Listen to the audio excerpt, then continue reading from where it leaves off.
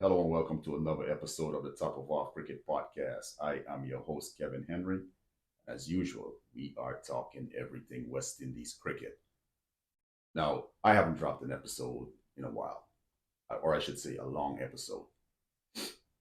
Since that time, which was back in August, I think, when I did, while West Indies were taking on South Africa, lots have happened.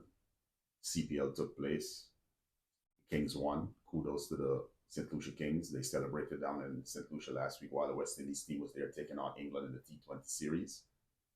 But I wasn't impressed with the CPL, and it's kind of being very it's to me it's kind of lost some of its luster. The usual suspects are making runs. The usual suspects are taking wickets.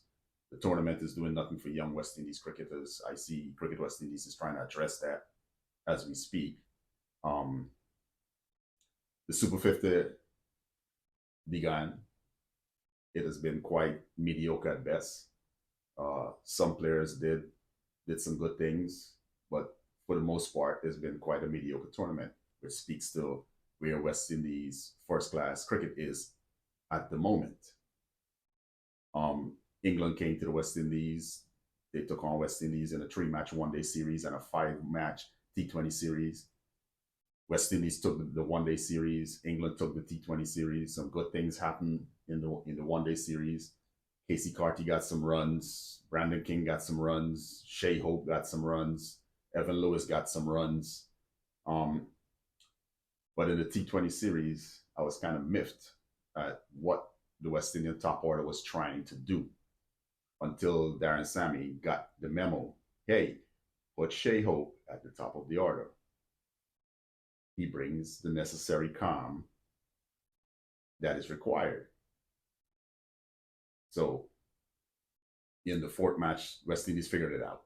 Shea Hope played, showed what West Indies was missing in early up in the T20 series, and we won the game. Well, with that being said, there's red ball cricket that's beginning tomorrow. Bangladesh is in the Caribbean for a 2-match series. And I'm kind of worried about West Indies' preparation. Did Cricket West Indies look at it and go, well, we are not in contention for the World Test Championship, so we really don't care about team's preparation? Because you can't tell me the Super 50 and a 2-day game that had a lot of rain was sufficient enough for West Indies to prepare for a 2-match test series. I want you to take a look at this. Craig Brathwaite hasn't lifted a bat in anger in a first-class game since West Indies played South Africa. That's our most experienced batsman and captain. That kind of showed when they played Bangladesh in the warm-up game a couple of days ago, and he lasted all of about 4 balls, I think. He went for a duck.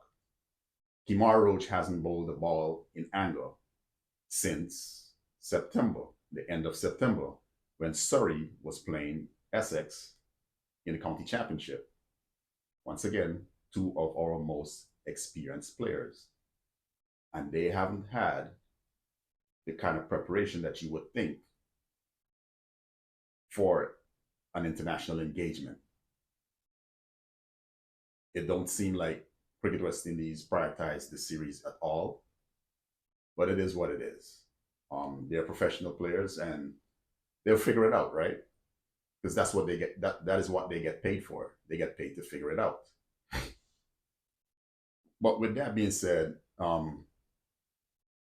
there's a couple of the batsmen that will be coming into this series with some form, with some confidence. Justin Graves, 3 straight centuries at the top of the order for the Leeward Island Hurricanes during the Super 50. Casey Carty looked really, really, really well during the one-day series against England, a century and a half century. Tevin Amelak looked really, really good during the Super 50. Looked really confident, really compact. But outside of that, those those two out of those three players are not expected to start. They're not expected to be in the playing 11. If we were to look back at who played against South Africa, who played against England, right? Kavem Hodge looks woefully out of form. So does Atanase. So does the Silva. Craig Braffett. Mikhail Louis, so. He had 2 half centuries during the Super 50. But was that enough preparation for our batsmen? Bangladesh are more prepared right now. They're coming off of a two test match series against South Africa. They recently had some one-day and T20 cricket. Lots of those players that took part in those one-day and T20s and test matches will be featuring in the Bangladeshi squad. So it looks like we're at a disadvantage. And we have to think in terms of this.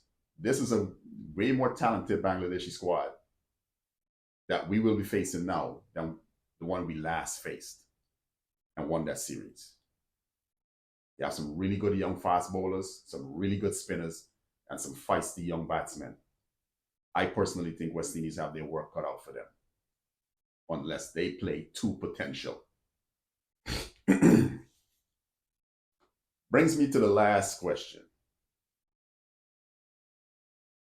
Was Gudakesh Motie dropped, or was he given permission to take part in the Global Super League? A league that I personally think is a distraction to the West Indies cricket. I don't think we needed that at this time. But it is what it is. It's an opportunity for players to make money. And that's where we are with cricket right now, right? But the big question is, was Motie dropped, or was he given permission to take part in the GSL? I think that is something that Cricket West Indies need to get on the front foot, come out and say, look, this is the case with Motie. He was dropped, or he wasn't dropped. He was given permission to play in the Global Super League. I think it's disrespectful to the West Indian fans to not come out and say, hey, look, this is what is going on. Too often, that is the norm. Things are happening with players. There is no transparency. No one comes forth and say, well, look, this is the direction we're going in. Players drop, players not drop. Player has been injured. This is his current status. There's nothing, right? Because the West Indian cricket fan doesn't deserve an explanation from Cricket West Indies with regards to what is going on with the players. But you expect us to show up and support you. You wonder why the stands are empty, right? Just think about it.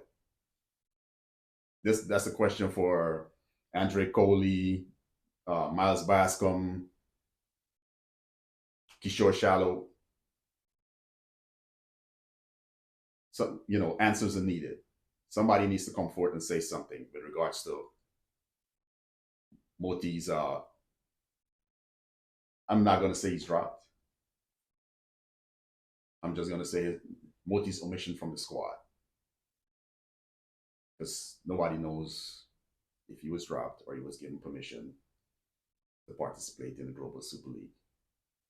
Anyway, let me know your thoughts. What has been going on with West Indies cricket? If you want to talk CPL, you want to talk Super 50, you want to talk with the England tour of the West Indies that was pretty much catered for the English cricket fan and not the West Indian cricket fan. If you looked at what was going on, you want to talk about the current squad that will be taking on Bangladesh tomorrow. Let's chat it up down in the comments. I am your host, Kevin Henry, for the Top of Off Cricket Podcast. See you next time.